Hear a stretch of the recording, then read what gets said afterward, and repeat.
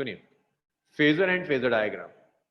Phasor वो quantities हैं जो टाइम के साथ साइनोसोडली चेंज करती हैं, मींस जिसमें साइन या कॉस फंक्शंस आते हैं। जैसे यहाँ ओमेगा टी आ रहा है, ये भी फेस है, यहाँ ओमेगा टी आया, ये भी फेस का पार्ट। फेस ये डिसाइड करेगा कि टाइम, किस टाइम पर वैल्यू कितनी होगी करंट की, किसी भी पर्टिकुलर टाइम पर ईएमएफ की वैल्यू क्या होगी, ये फेस डिसाइड करता है। फेज डिफरेंस, दो फेसेस में जो डिफरेंस आएगा वो फेज डिफरेंस है। लाइक करंट का है फेस ओमेगा टी, ईएमएफ का फेस है omega t plus pi bye 2।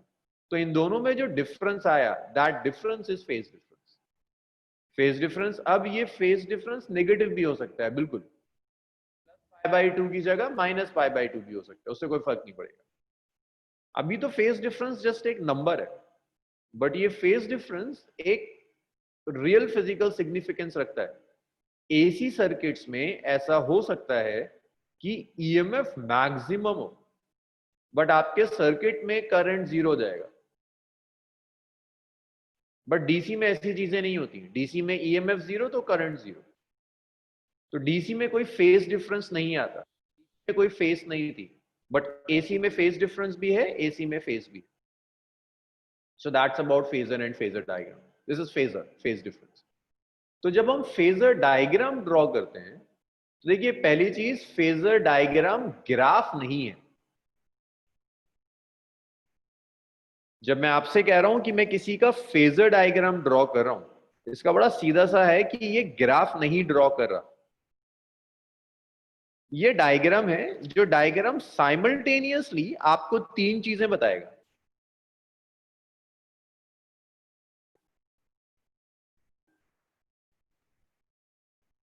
ये आपको साइमल्टेनियसली पीक वैल्यू भी बताएगा, ये आपको साइमल्टेनियसली फेज भी बताएगा, और ये आपको साइमल्टेनियसली इंस्टेंटेनियस वैल्यू भी बताएगा।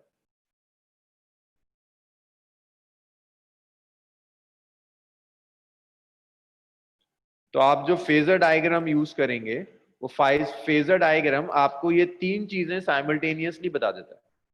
वो आपको ये बता देगा कि भाई पीक वैल्यू कितनी है, आरएमएस वैल्यू कितनी है, और वो आपको ये भी बता, सॉरी, पीक वैल्यू कितनी है, इंस्टेंटेनियस वैल्यू कितनी है, और फेज क्या होगा।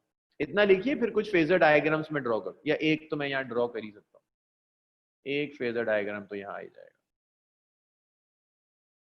एग्जाम्पल देखिए,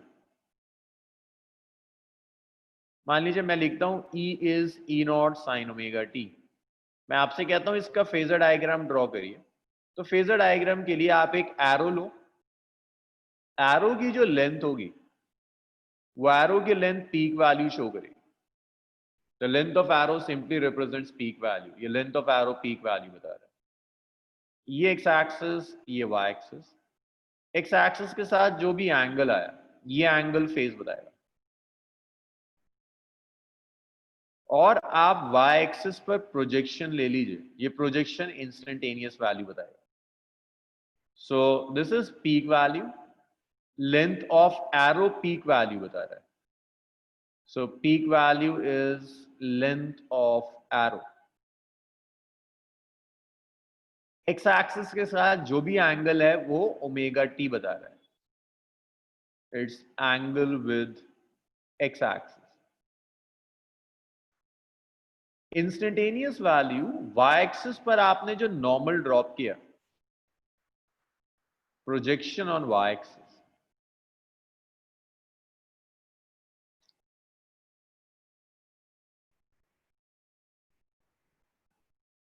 प्रोजेक्शन ऑन y एक्सिस, ये y एक्सिस पर जो प्रोजेक्शन है ये इंस्टेंटेनियस वैल्यू बताएगा।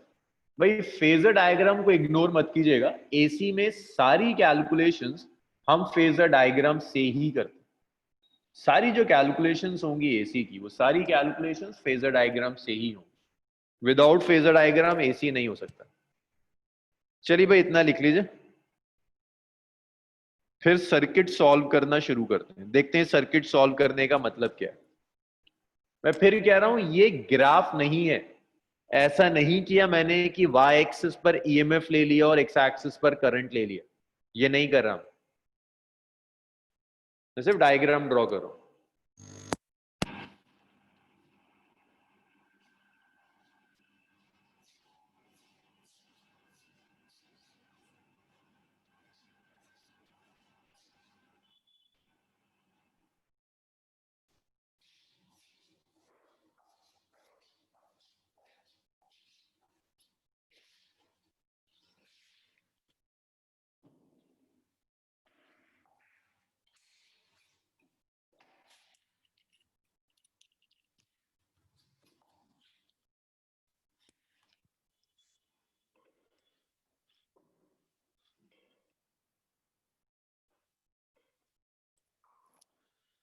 फ्री पर लिखा है मैंने Junaid, projection on y axis. Hardik, मैंने कुछ भी एज्यूम नहीं किया, मैंने ये इक्वेशन लिखी है E naught sine omega t, और मैंने डायग्राम ड्रॉ करा है। मैंने एक एरो ले ली जिसकी लेंथ मैंने मानी है ई नॉट की इक्वल, मैंने एरो लिया जिसका एक्स एक्सिस के साथ जो एंगल है वो ओमेगा टी है, मैंने वाई एक्सिस पर प्रोजेक्शन लिया जिसे मैंने ई कह दिया। सो this is E naught sine omega.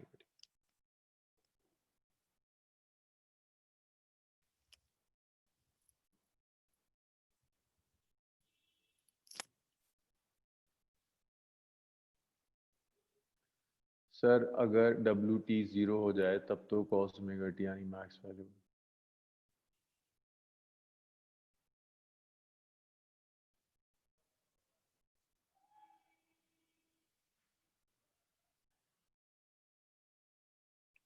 तौहीद, अगर मैं ओमेगा टी जीरो ले लूं, मतलब ये रही equation E naught sine omega T, अगर आप ओमेगा टी जीरो ले लें तब तो ये जीरो हो जाएगा ना तौहीद? कर कर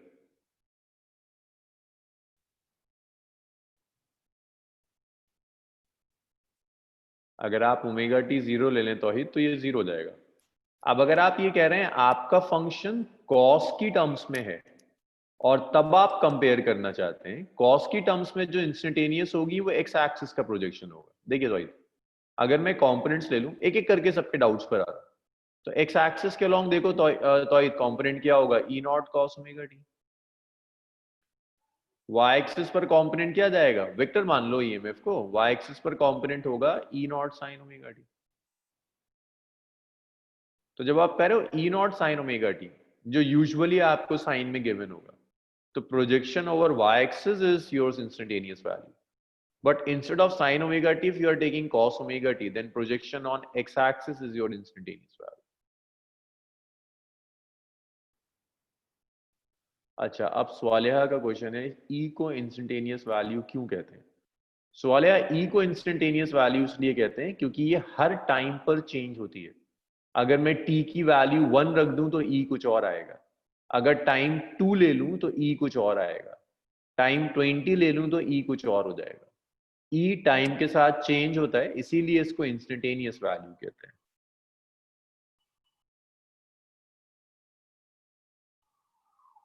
जी हार्दिक, कॉस के लिए भी यही करेंगे।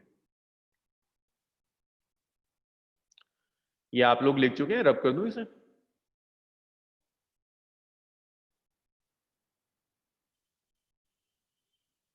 अच्छा, now the importance of this graph, इस ग्राफ की इंपॉर्टेंस बस ये है कि ये आपको फेज डिफरेंस दिखा देता है। आप कैलकुलेशंस में ना इस ग्राफ से इंस्टेंटेनियस वैल्यू लेंगे ना आप पीक वैल्यू लेंगे, आप जो चीज यूज करेंगे दैट इज फेस। फेस लिखना आना चाहिए आपको, इस ग्राफ को देखकर फेस कंपेयर करना आना चाहिए। तो देखिए फेस कैसे कंपेयर करते हैं। मैं आपको ये दो इक्वेशंस दे रहा हूं, मैं आपसे कहता हूं एक ईएमएफ है E naught sine omega t, और मैं आपसे कह रहा हूं एक करंट है I naught sine omega t plus pi by two. अगर जीरो होगा तो कंपोनेंट्स तो मिलेंगे ही नहीं। आरिफ, अगर जीरो होगा ना तो एक कंपोनेंट एक्स कंपोनेंट तो पूरे ही करंट के इक्वल हो जाएगा। वेक्टर्स में भी सीखते हैं ना, अगर ये वेक्टर ए है, ये एक्स एक्सिस है, अगर ये वेक्टर एक्स एक्सिस के अलोंग ही एक्ट करना शुरू कर दे तब तो पूरा का पूरा एक कॉम्पोनेंट हो जाएगा। दूसरी बात, जब हम फेजर डायग्राम ड्रॉ करते हैं तो एक जनरल टाइम की इक्वेशन के लिए ड्रॉ करते हैं, एक टाइम की वैल्यू के लिए नहीं जो आपने t इक्वल टू 0 ले लिया। आप जनरल लेते हो, कोई टाइम आपने लिया तो वेरिएबल टाइम के लिए आप ड्रॉ करें, ऐसा नहीं है कि आपने एक इंस्टेंट पर इसे ड्रॉ कर दिया। इंस्टेंट पर भी अगर आप ड्रॉ कर दें 0 आ जाएगा, इसका मतलब है कि ये सिर्फ एक डायरेक्शन में लाई कर रहा है, एक कंपोनेंट एग्जिस्ट करेगा, दूसरा कंपोनेंट 0 हो जाएगा। Is E naught sine omega t, I is I naught sine omega t plus pi by two. इन दोनों के फेजेस का डिफरेंस आपको दिखना चाहिए using phasor diagram.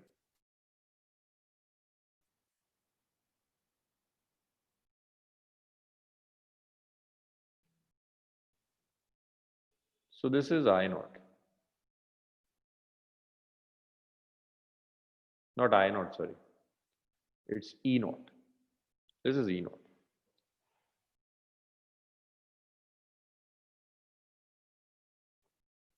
This phase is omega t. अब जब मैं I naught का फेजर डायग्राम ड्रॉ करूंगा तो देखो EMF की फेस ओमेगा टी है, बट करंट की phase is not just omega t, it's basically omega t plus pi by two. So होगा ये कि ये थोड़ा सा आगे चला जाएगा, ये थोड़ा सा आगे चला जाएगा, ये आ गया I naught। This angle is 90 degree, this is 90 degree. तो ये फेजर डायग्राम इस तरह से काम आएगा आपको फेज डिफरेंस दिखाने में, कि फेजर डायग्राम देखकर आपको ये अंदाजा लग जाया करेगा ओके फेज डिफरेंस कितना है। और इसको ऐसे भी तो कह सकते हो कि करंट लीड्स ईएमएफ। अमान 90 इसलिए हुआ क्योंकि मैंने 90 लिख कर दिया है, मैं आपको 45 लिख कर देता तो आप 45 लेते। अब आई नॉट ई नॉट से कम मैंने अज्यूम किया वजह, मुझे कुछ तो मानना था कि ये दोनों इक्वल हैं या कोई एक ज्यादा है, तो मैंने ई नॉट को आई नॉट से ज्यादा मान लिया। जब हम प्रॉब्लम सॉल्व करेंगे तो आपके पास एग्जैक्ट डेटा होगा, आपको दिख रहा होगा कौन सा कम हो सकता है कौन सा ज्यादा हो सकता है। 90 डिग्री मैंने आपको दिया है मान, इसलिए मैं आपको 180 देता तो आप 180 का डिफरेंस लेते।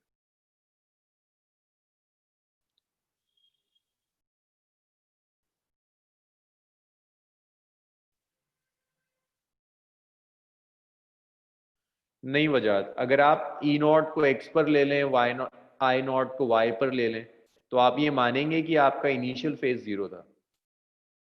Initial phase is not zero, it's omega T. वही चीज जो आरिफ पूछ रहा था, आप अगर इसको ऐसे ड्रॉ कर देंगे दैट मीन्स आप ये कह रहे हो टी इक्वल टू 0 पर आपने डायग्राम बना दिया। फेजर डायग्राम जनरल टाइम के लिए वैलिड होता है।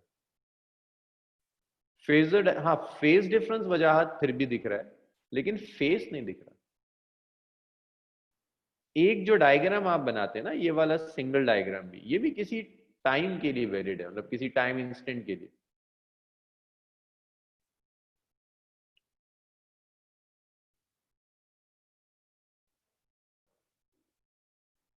आपको जो गिवन हो फाई का आप वो ले लीजिए। अगर वो आपसे कहे भाई मैंने तो आपको पाई बाई टू दे दिया, वो आपसे कहे ओमेगा टी प्लस पाई है, तो आप ड्रॉ कीजिए कि डिफरेंस पाई हो। अगर वो आपसे कहता ईएमएफ की यही इक्वेशन है, करंट में कह देता प्लस पाई है, पाई बाई टू नहीं है, तो दूसरा बिल्कुल ऑपोजिट आ जाता। जो भी फेज डिफरेंस है उसके अकॉर्डिंग ड्रॉ कर देंगे। जाहिद का क्वेश्चन है आई नॉट को नेगेटिव वाई एक्सिस पर भी ले सकते हैं 90 डिग्री पर, नेगेटिव वाई। वो तब लेंगे जब ऐसे गिवन होगा। देखिए Zahid, E is E naught sine t, I is I naught sine omega t minus pi by to.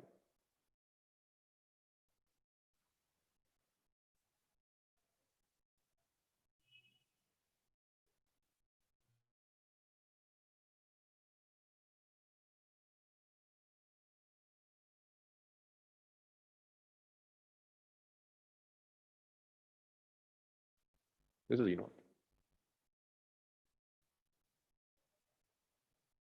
अब -π/2 है भाई, ये ओमेगा टी है, π/2 कम हो रहा है तो नीचे चला जाएगा।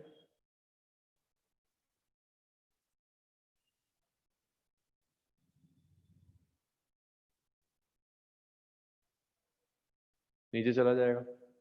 जाहिद ऐसे जा सकता है।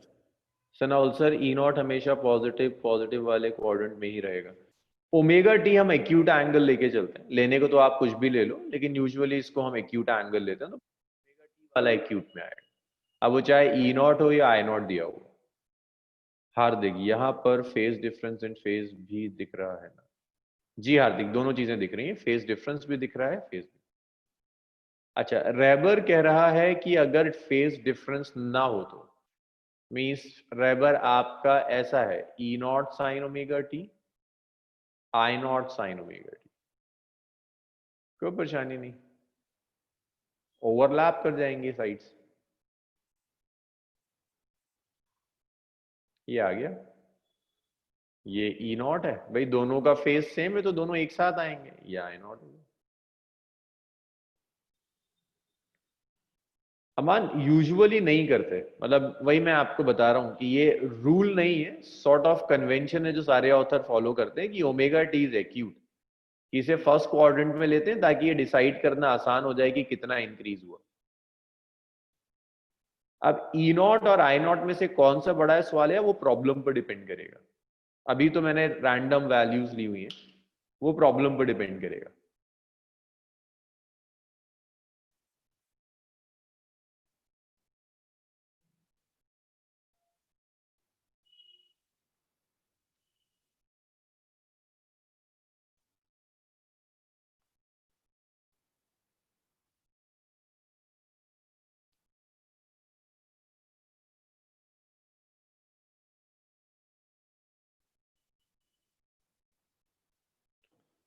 अच्छा, हार्दिक पूछ रहा है आई का डायरेक्शन फेज डिफरेंस पर डिपेंड करेगा, बिल्कुल फेज डिफरेंस पर डिपेंड करेगा। जुनैद, सेकंड वाले डायग्राम में 90 को कैसे लिया, एक्स एक्सिस से लेना था।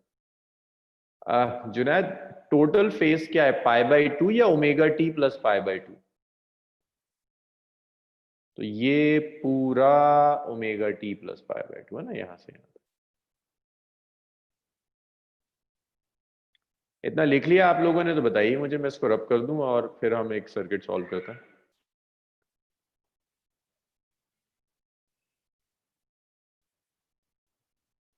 चलिए, इसको मैं रब कर रहा हूं।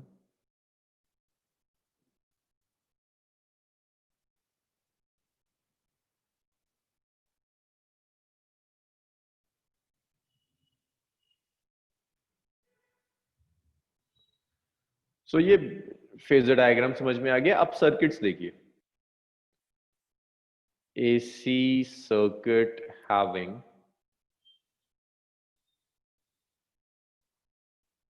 Resistor only.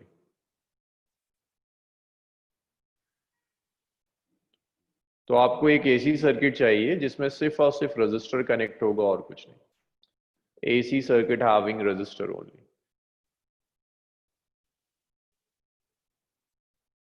नहीं जोया, ये क्वेश्चन में गिवन होगा, कहीं ना कहीं आपको दिख जाएगा कौन सा बड़ा होना चाहिए।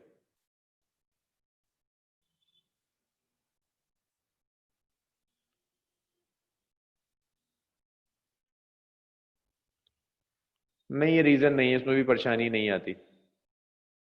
नहीं आरिफ, ऐसा कुछ नहीं।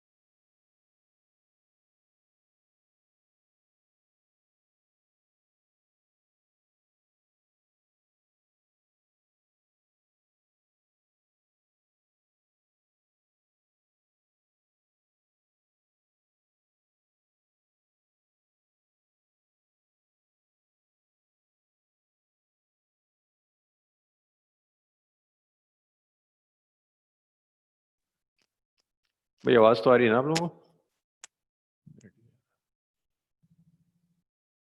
ओके, ठीक है।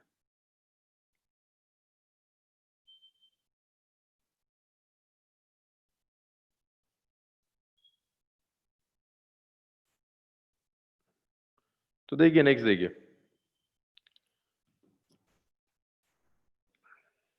AC circuit having register only. तो हम एक एसी सर्किट ले रहे हैं जिससे रजिस्टर कनेक्ट करते हैं। तो आपने एक रजिस्टर लिया,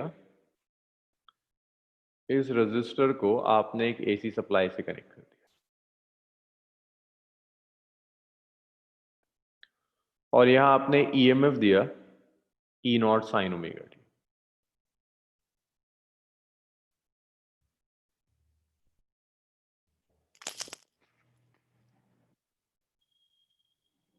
तो आप करंट कैलकुलेट कर सकते हो। करंट होता है EMF by resistance, which is E naught sine omega t divided by R. E naught by R को आप लिख सकते हैं I naught sine omega t. यहां ये जो ई नॉट बाय आर आया, इस ई नॉट बाय आर को हम आई नॉट कह रहे हैं, पीक वैल्यू ऑफ करंट। तो ये पहला है इक्वेशन ऑफ ईएमएफ, ये इक्वेशन ऑफ करंट आ गया, ये पीक वैल्यू ऑफ करंट। इसी तरह से अगर आपको आरएमएस वैल्यू ऑफ करंट चाहिए, तो आप आरएमएस वैल्यू ऑफ करंट कुछ ऐसे लिख सकते हैं। आरएमएस वैल्यू क्या होगी? ईएमएफ की RMS value divided by R. Otherwise आप चाहे तो आई नॉट से भी आई आरएमएस निकाल सकते हैं, बट अगर आप ईएमएफ से ही निकालना चाहते हैं तो E RMS by R. That's equation number 4। मुझे 4 तक बताइए, कोई परेशानी है?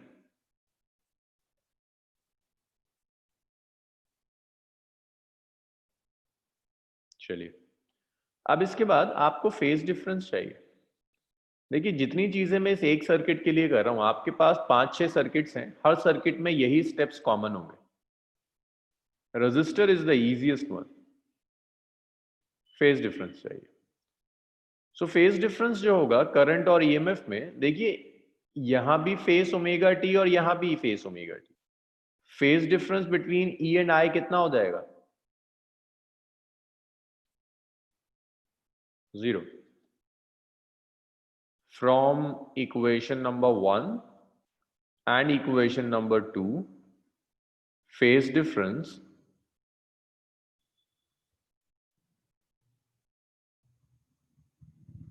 between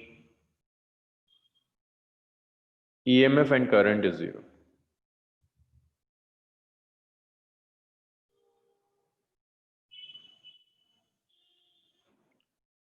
So EMF और current में जो phase difference होगा, that phase difference is 0 and current is 0. So that's the phase difference. Phase difference is 0. Current और ईएमएफ में जो फेज डिफरेंस होगा वो फेज डिफरेंस 0 है, कोई फेज डिफरेंस नहीं होगा। इसके बाद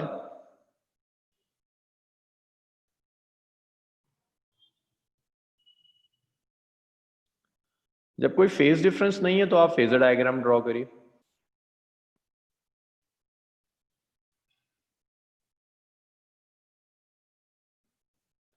तो देखिए, जैसे मैंने ये ले लिया ईएमएफ। अब देखो, करंट की जो पीक वैल्यू है वो ईएमएफ की peak value divided by resistance है। रेजिस्टेंस पर डिपेंड करता है कि आई नॉट ई नॉट के इक्वल होगा, ज्यादा होगा या कम होगा। तीनों चीजें पॉसिबल है। आई नॉट ई नॉट के इक्वल भी हो सकता है, आई नॉट ई नॉट से कम भी हो सकता है, आई नॉट ई नॉट से ज्यादा भी हो सकता है। तो उसको आप ऐसे लिख सकते हैं कि यहां पर आप आई नॉट लीजिए,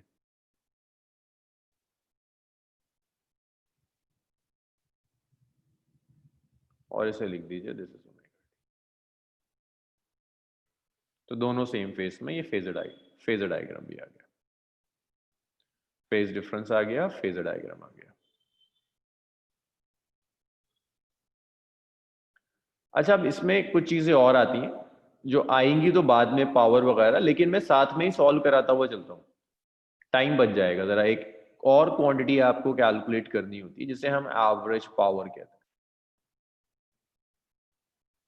एवरेज पावर का फॉर्मूला ये डिराइव हम करेंगे बिल्कुल आखिर में, E R M S I R M S cos phi, ये एवरेज पावर है।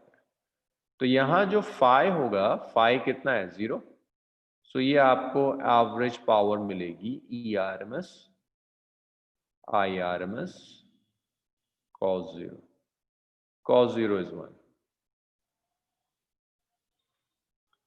So average power is ERMS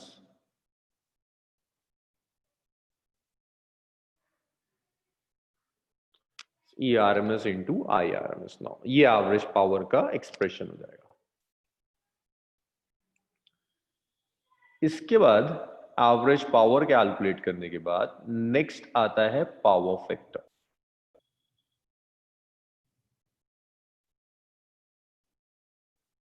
Power factor is basically cos phi. Cos phi is your power factor. Power factor is cos phi. देखो average power क्या होगी वो depend करता है cos phi के ऊपर। अगर ये cos phi 0 हो जाए तो पावर कुछ और होगा, cos phi 1 हो जाए पावर कुछ और होगा। तो जो भी पावर है वो डिपेंड करता है cos phi के ऊपर। phi फेज डिफरेंस है इफ्रा, फेज डिफरेंस को हम phi से रिप्रेजेंट करें। So phase difference is phi. Phi is 0. Phase difference between EMF and current. Power factor is cos phi. यहाँ पर पावर फैक्टर cos 0 कितना आ जाएगा 1, तो यहाँ पावर फैक्टर 1 होगा।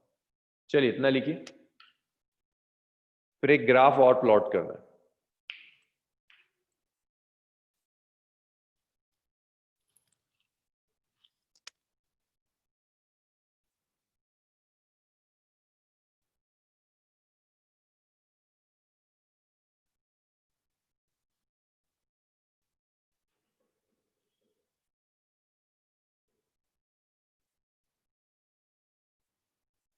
चलो भाई सब लिख लिया सबने। इक्वेशन 3 देखिए, ये जो आया ना यहाँ पर E naught by R E M F by current, ये वाला ना E M F by resistance. तो देखो करंट की इक्वेशन में यहाँ करंट आना चाहिए था, करंट की जगह ई नॉट बाय आर आ गया, तो जुनैद मैंने ई नॉट बाय आर को आई नॉट कह दिया। करंट की इक्वेशन में ये जो ई नॉट बाय आर आ रहा था, आना चाहिए था आई नॉट, आई नॉट की जगह जो टर्म आई उसे मैंने ई नॉट कह दिया। अच्छा अब किसमें परेशानी है, पावर फैक्टर में। जी बिल्कुल, एवरेज पावर 0 हो जाएगी, तो बिल्कुल 0 हो जाएगा। तो देखिए जो भी एवरेज पावर है ना, वो एवरेज पावर डिपेंड कर रहा है cos phi पर। अगर cos phi 0 तो एवरेज पावर 0, अगर cos phi 1 तो एवरेज पावर मैक्सिमम। तो ये जो फैक्टर है, ये फैक्टर एवरेज पावर को डिसाइड कर रहा है, इसीलिए इस फैक्टर को पावर फैक्टर कहते हैं। फोर्थ इक्वेशन का यूज, अब देखिए अमान, IRMS आप कहीं से कैलकुलेट कीजिए। IRMS आप लिख दीजिए ERMS बाय आर, या IRMS आप लिख दीजिए I नॉट बाय √2, वो आपकी चॉइस। इसको आप घुमा सकते हैं, ERMS IRMS आप यहां से घुमा सकते हैं, but in terms of ERMS and IRMS this is the expression.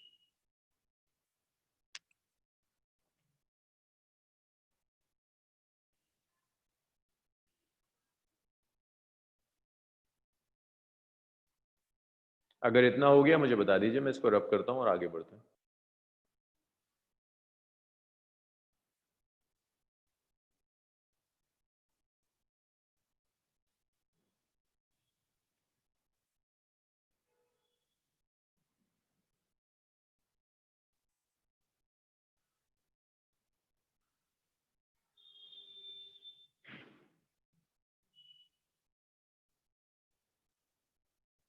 चलिए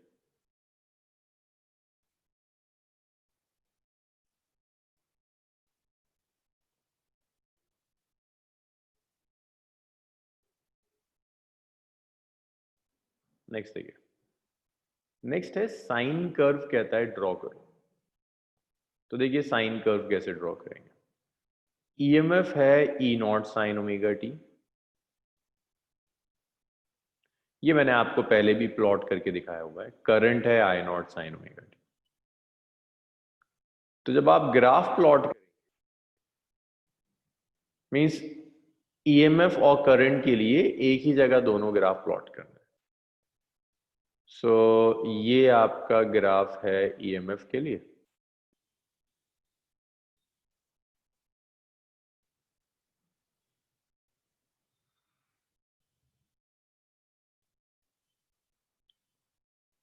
ये मान लीजिए ईएमएफ का ग्राफ था। सो करंट भी तो सेम ही है, सिर्फ मैग्नीट्यूड में ही तो डिफरेंस है पीक वैल्यू के अंदर। होगा सेम साइन का, सेम साइन कर्व आएगा। सो आप ऐसे लिख सकते हैं कि भाई ये तो आपका ईएमएफ का है, ये जो वैल्यू है this is peak value of EMF, ये रेड वाला करंट के लिए है, और ये जो वैल्यू है आपकी ये पीक वैल्यू ऑफ करंट। अब बताइए मुझे परेशानी इसमें।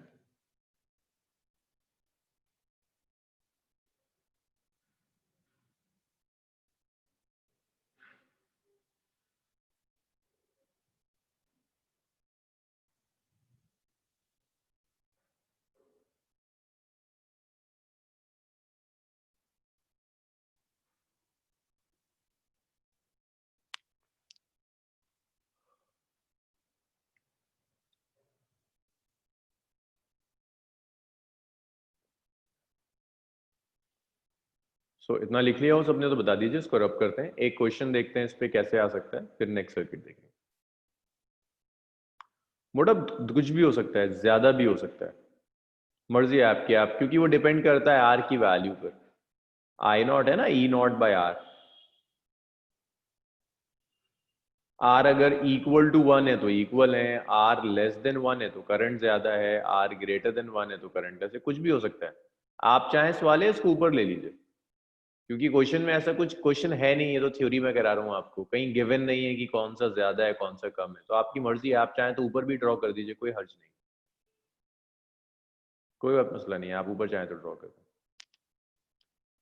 इसे मैं रब कर दूं।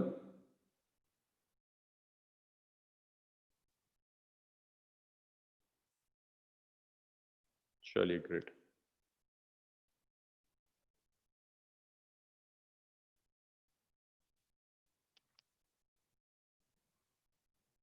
नेक्स्ट देखिए, द नेक्स्ट इज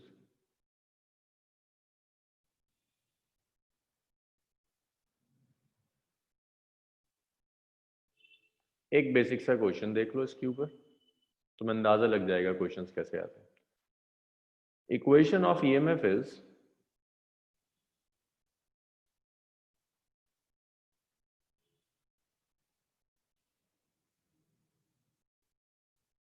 हाँ अभी थोड़ा सा टाइम है जुनैद, बस 2-3 मिनट लगेंगे, बहुत लेंदी क्वेश्चन नहीं है। ईएमएफ की इक्वेशन है साइन 314 टी, बस 2-3 minute. Is connected, it is connected to resistor of 10 ohm. Calculate peak value of current,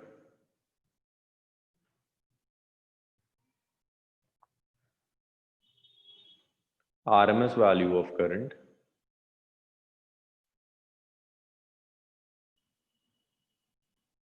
equation of current.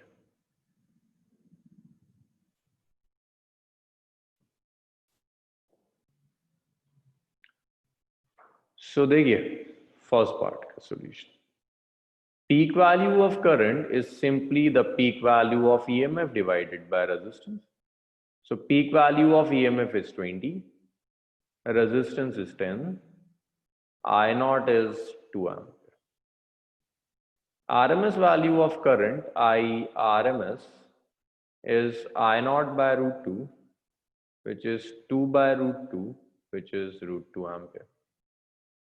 Equation of current is simply, भाई सेम फेस होता है I naught sin omega t, so I not is 2 sin omega t। अब अगर मैं आपसे graph plot करने को कहूं तो आप कह सकते हो कि भाई क्लियर कट है ना, ईएमएफ की ज्यादा है वैल्यू, करंट की वैल्यू कम है, तो ईएमएफ वाला एरो बड़ा होगा, करंट वाला एरो छोटा होगा।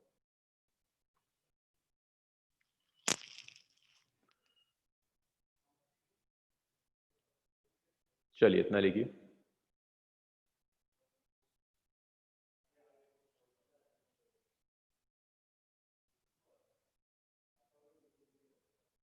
चलिए इसे आज यहीं छोड़ते हैं। अच्छा एक चीज और है, हो सकता है कल की जो हमारी मेरी और इम्तिसाज सर की क्लास है वो 40-45 मिनट्स बाद में हो शायद, तो वो हम ग्रुप पर नोटिफाई कर देंगे, जरा ढंग से देख लीजिएगा। हो सकता है टाइमिंग 40-45 आगे पीछे हो, तो ग्रुप के ऊपर नोटिफाई कर देंगे। तो ख्याल रख लीजिए। अभी संडे नहीं है, अभी संडे नहीं है। हाँ अरबाब फुल साइकिल के लिए कैलकुलेट कर। चलिए ओके, अल्लाह हाफिज़। और अल्लाह हाफिज़।